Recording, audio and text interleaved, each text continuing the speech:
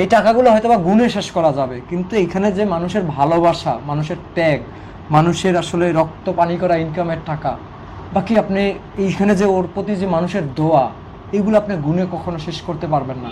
কেউ ওকে আসলে ও রক্তের না, কেউ আসলে ওকে জন্ম দেয়নি ওর বাবা মা ব্যতীত। সেইখানে 17 লক্ষ টাকা 2বার চিকিৎসার জন্য, 2বার বিদেশ চিকিৎসার জন্য মানুষ দেশবাসী আগাই আসলো। কেউ টিফিন খরচ দিয়েছে, কেউ বাজার খরচ দিয়েছে, কেউ পকেট খরচ দিয়েছে, আবার মানে এক একজন এক একভাবে চেষ্টা করেছে। এটা আসলে আল্লাহ তাআলার হুকুম ছাড়া কিছু হয় না।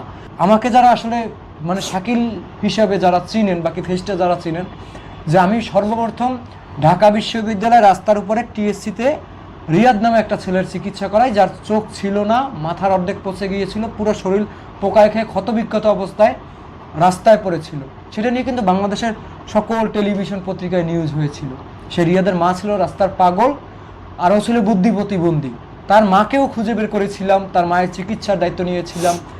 মানে মানে এটা একটা মানে বিরল, মানে ওয়ার্ল্ড কেন্দ্রিক একটা বিরল একটা ঘটনা।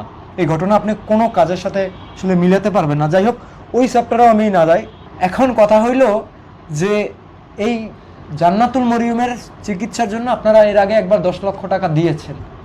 আবার এই দেশবাসী একত্র হইল এই ছোট্ট মেয়েটাকে, এই যে ওর হেমানজিওমা টিউমার, দেখাও তো মামা, এই যে ওর গলার মধ্যে, ওর জিহ্বার মধ্যে, এদিকে ঘুরাও তো জিহ্বাটা, ওর গলার মধ্যে আমি যদি বলি, ওর জিহ্বার মধ্যে হেমানজিওমা টিউমার, এবং এই টিউমারটা গলা পর্যন্ত, এই পর্যন্ত ছড়াই গেছে। এই যে দেখতে পাচ্ছেন উঁচু হয়ে আছে।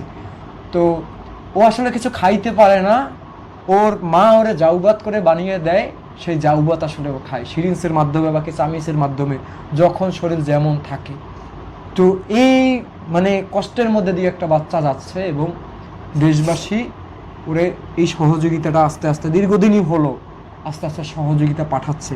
এখন এই দেশবাসীর চেষ্টা ছাড়া কিন্তু আমারও শাকিলের সাধ্য ছিল না যে ওকে আসলে বিদেশ পাঠানোর, বাকি ওর পরিবারের সাধ্য ছিল না বিদায় কিন্তু তারা মানুষের কাছে হাত পেতেছিল, রাস্তায় নেমেছিল বক্স নিয়ে। এখন আপনার চায়নাতে চিকিৎসা করতে কত টাকার প্রয়োজন টোটালি?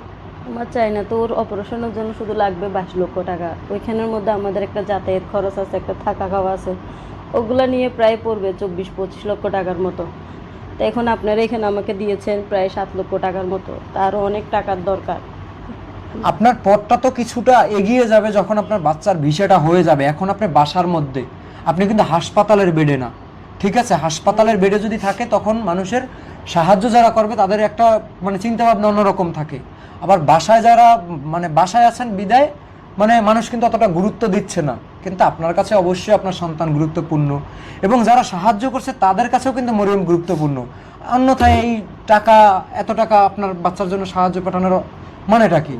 কোনো ছিল না। ওনাদের কাছে আমার জান্নাতুলের জীবনের মূল্য আছে বিধায় আমাকে দিয়েছে, এবং আল্লাহ তাআলার কাছে কিন্তু মূল্য আছে বিধায় আল্লাহ তাআলা হুকুম করেছে। হুকুম না করলে কিন্তু কিছুই হয় না। আল্লাহ তাআলা তো সবচেয়ে তো অনুদান হচ্ছে ওনার। আজকে উনি সবার প্রতি মায়া দয়া দিয়েছে, ওনার চোখে সবাই দেখতেছে আমার জান্নাতুলকে, সেই কারণে আজকে সবাই আগাচ্ছে, সবাই জান্নাতুলকে মেয়ে নাতি বোন বলে ডাকতেছে এবং গ্রহণ করছে।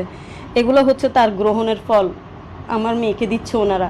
একটা গাছ লুকলে যেমন গাছ থেকে ফল হয়, ঠিক তেমনই ওনাদের কাছে মনে করতেছে এটা ওনারা নিজের করে লুকছে, সেই কারণে ওনারা সেই বিনিময়ে 1 টাকা 2 টাকা 5 টাকা 10 টাকা কেউ 1000 টাকা করে আজকে আমাকে 7 লক্ষ টাকার মতন আমার জান্নাতুলের জন্য সহযোগিতা করেছে। তো আপনার যে ভিসা, আমি মনে করি যে ভিসা হয়ে গেল আপনার মেয়ের জন্য আর একটু আপনার জন্য সহজ হয়ে যাবে। এখন ভিসা করতে কত টাকার প্রয়োজন? আমার মেয়ের ভিসা করতে 13 লক্ষ টাকার দরকার আমার, কারণ না হলে ওর আব্বুর ব্যাংক ব্যালেন্স দেখাতে হবে 13 লক্ষ টাকা, না হলে আমার দেখাইতে হবে 13 লক্ষ টাকা। তো সেই জায়গায় আপনারা আমার মেয়ের জন্য আমাকে 7 লক্ষ টাকা দিয়েছেন, আরও দরকার 5 লক্ষ টাকা, 6 লক্ষ টাকা আরও দরকার। তো আরও 6 লক্ষ টাকা হইলে আপনার জন্য বিষয়টা আরও একটু ইজি হয়ে যায়। এখন যাই হোক, এরপরে মানে আপনারা জানেন যে দেশবাসী এই যে মরিয়মের চিকিৎসার আগে কিন্তু মানে এই চায়নাতে চিকিৎসার আগে কিন্তু চায়না একবার আমি একটা আবরার নামে একটা বাচ্চার চিকিৎসা করেছি। আপনারাই সহযোগিতা করেছিলেন। ওর বাবা ছিল সামান্য একজন চায়ের দোকানদার।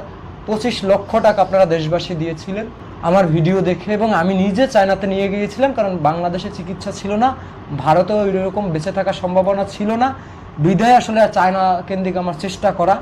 তো সেখানে আবরারের আসলে বিষয়টা হয়েছিল, আমি ব্যক্তিগতভাবে ফেসবুকে পোস্ট দিয়েছিলাম যে আপনারা কেউ ওকে ধার দিন, প্রয়োজনে আমাকে স্ট্যাম্পের মাধ্যমে ধার দিন, আমি আপনাদের টাকা বুঝাই দেব।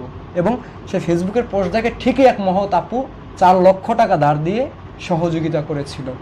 তো মরিয়ম তো সেই সুযোগটা অবশ্যই পাচ্ছে না। জানি না কারো হৃদয় ওর জন্য কাঁদবে কি না, কাঁদলে আল্লাহ হুকুম করলে হয়েও যেতে পারে। তো সেইভাবেই কিন্তু বিষয়টা আসলে করা, যে আবরারের কষ্টটা আসলে কমানোর জন্য। তো সেই জায়গায় আবরারের বিষয়টাও কিন্তু ধার করে করতে হয়েছে। মরিয়মের জন্য কিন্তু এখন পর্যন্ত ধার করা লাগে নাই, বাকি 7 লক্ষ টাকা হয়ে গেছে, কিন্তু আবরারের সময় কিন্তু উপায় না পেয়ে আমরা ধার করেছি। এবং সেই আবরারের চিকিৎসা কিন্তু সম্পূর্ণ হয়, আবরার সুস্থ হয়, সুস্থ হয়ে মানে ওকে একটা নতুন দেশবাসী মিলে একটা জীবন দিতে পেরেছিল। কারণ কি, এই 25 লক্ষ টাকাও কিন্তু 1-2 দিন ধরে আসে নাই। চায়নাতে বসেও আসলে সাহায্য করেছে মানুষ। যখন চায়নাতে অপারেশন হয় এবং ওষুধ কেনার টাকাটাও দেশবাসী তখন সাহায্য করেছে, কিন্তু চিকিৎসা কিন্তু আটকে ছিল না। এই মরিয়মের বেলায়ও হয়তো বা আমি, আমার ব্যক্তিগত ধারণা থেকে মনে হয় যে ওর আসলে চিকিৎসা বন্ধ হয়ে যাবে না, যেহেতু শুরু হয়েছে, দেশবাসী শুরু করেছে, এটার অবশ্যই শেষ আল্লাহ রাখেছে।